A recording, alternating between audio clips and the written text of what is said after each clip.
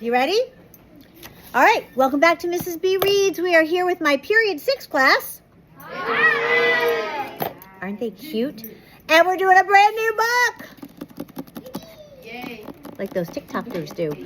The Trouble with Heroes by Kate Messner. I tell you what, I read this book last June. I have not stopped thinking about it since. It looks thick and juicy, but guess what? It's in free verse, so you know that means it's a quick read, probably chock full of figurative language, so we're going to have a good time with this. Ready? Ready? Okay, here we go. The Trouble with Heroes.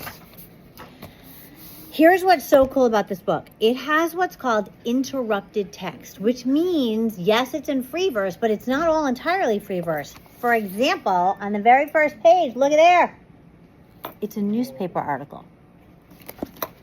If I were a better kid, this story would begin with my 7th grade diploma. Instead, it starts with this. Saturday, May 28th, 2022, Adirondack Daily News. P.S. If you don't know what the Adirondack Mountains are, I need you to stop right now and go and look it up and then come back. We'll wait. Local cemetery vandalized. A local youth has been arrested for vandalizing St. Mary's Cemetery over the holiday weekend.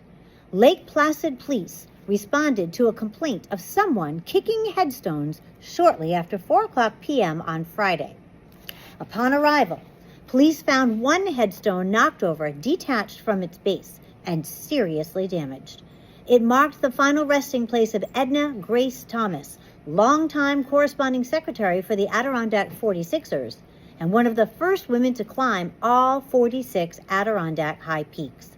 Surveillance camera images led investigators to a juvenile suspect who has been charged with criminal mischief and released into their parents' custody, pending a court appearance next week. Dun, dun, dun. I'm sorry, okay? School is important. It's bad to damage headstones. This is a haiku. Figure it out. Is it a haiku? Check the syllables. Hand under the chin. School is important. 5 syllables. It's bad to damage headstones. 7 syllables. This is a haiku. 5 syllables. That's how you count syllables. You put your hand under your chin. Every time your chin moves, that's a syllable. Try it. In case you haven't already figured it out, I'm the local youth. Who would have guessed that cemetery surveillance was even a thing? Captured on camera. Front page of the newspaper. Vandal. Criminal. Next time I do this, I'll be smarter and not wear Dad's old baseball cap. Everyone's seen me in that FDNY hat. FDNY, do you guys know what that stands for? FDNY? No. Look at it, see if you can figure it out. FDNY. Yeah, I heard it. What'd you say, Ty? Fire department. From where? New York. Right.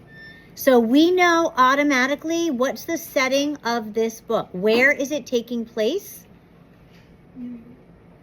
New York. Is it in the past? Is it in the present? Is it in the future? Present. It's in the present. And how do you know? How do you know? Because it says what says they capture the camera.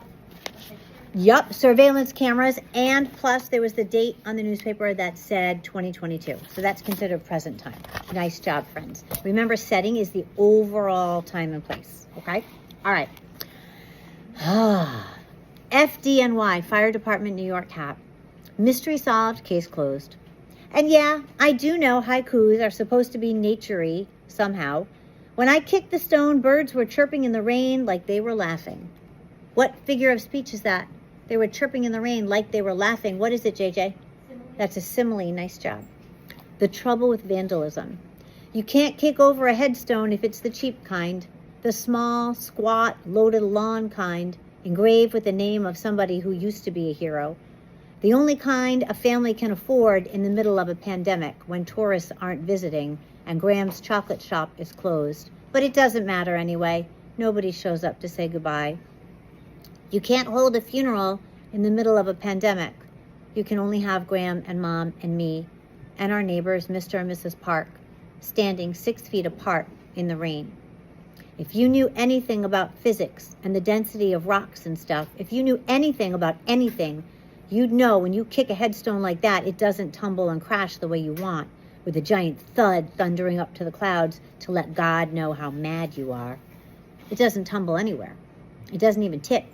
It doesn't move at all. If you're not smart enough to think that through, you kick the stone, leave a muddy, smudged shoe print, and limp away with a bruised foot that hurts so bad you're even angrier than you were when you kicked the headstone in the first place. So angry you need to kick something else. And even though your toe is probably broken, and the rest of you is, for sure. We're going to have a conversation about what's going on here. Like and subscribe.